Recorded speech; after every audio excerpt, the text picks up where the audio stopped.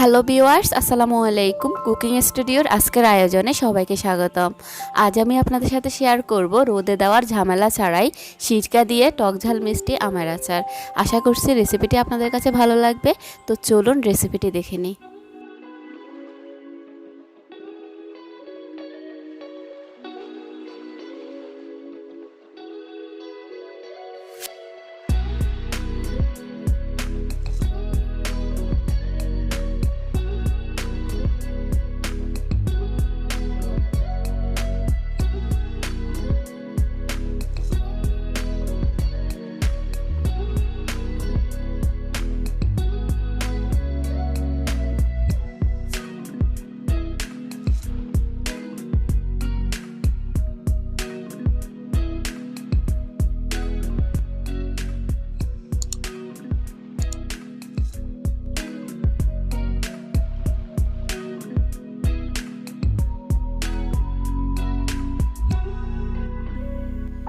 তৈরি হয়ে গিয়েছে ভীষণ মজার টক ঝাল মিষ্টি আমের আচার।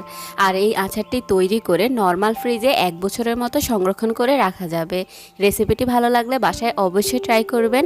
আজ এই পর্যন্তই। আল্লাহ হাফেজ।